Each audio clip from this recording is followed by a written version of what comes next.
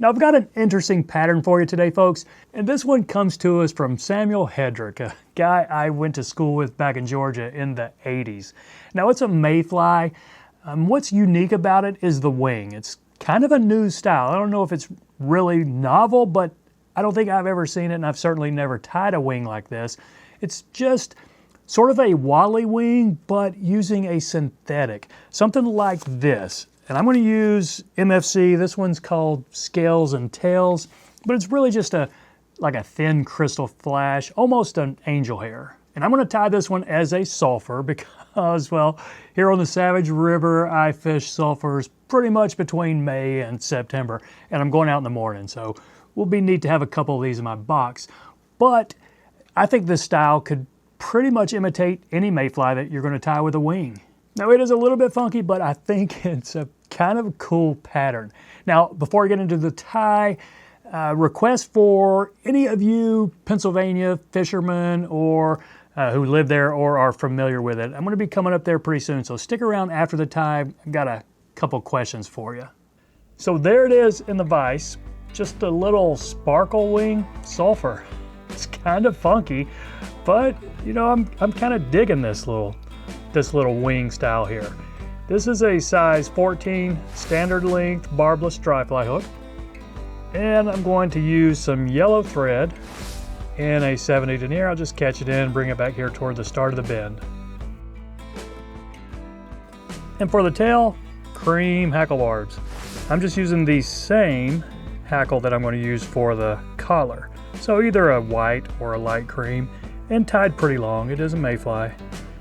Okay, I think that's going to be long enough. Now I could either snip or just bury these curlies right here. I'm going to just go ahead and bury them because there aren't that many. So with my thread toward the back of the body, put a little wax on it. Now whatever you like for dry fly dubbing. This is a super fine and it's actually in a sulfur yellow. So this is going to work pretty well.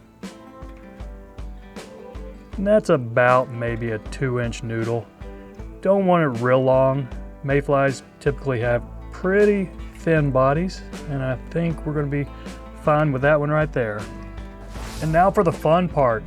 Just a small clump of this MFC Scales and Tails. I think any crystal flash would probably work here if it's thin enough. Now I just folded it over. Going to create a little tie-in point maybe right there. Now this might be a little bit more than I wanted. We'll do a couple wraps, flip it up and see. I want the wing to go just maybe a little bit beyond the hackle. So we'll judge that. I think that's going to be fine right there. So snip off all of this in the back. Try not to snip off my tail though. Okay, I think I got most of it. Maybe a couple of stragglers right there. All right, that should be fine. And now I'm going to flip it up and then try to prop it up just a little bit. Now I left a good bit up front because I want to heavily hackle this thing and I want to get several wraps of my hackle up in front of it. So I just did a couple wraps around just the wing, and I've got some stragglies right there that I don't want, so I'm going to go ahead and snip them.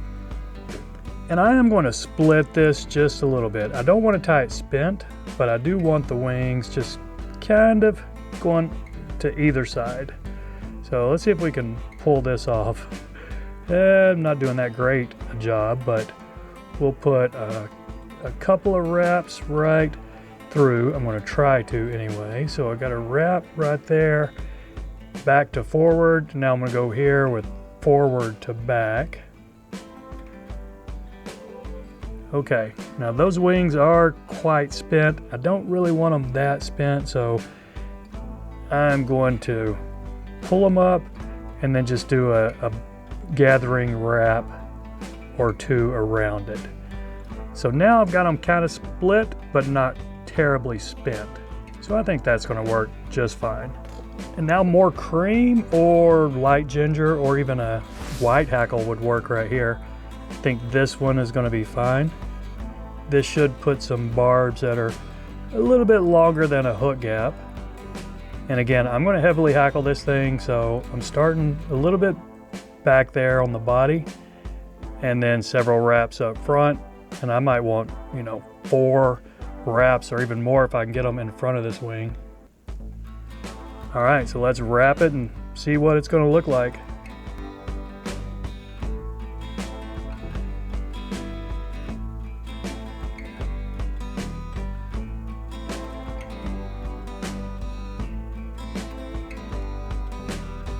Okay, that is quite the heavily hackled fly, and I think this thing is going to float quite well on how I intend to fish it. So several wraps to lock that stem in. Now we'll go in here and snip this excess. And I'm not really crowding my eye at all. Normally I am, but in this case, I've got plenty of room for a whip finish here.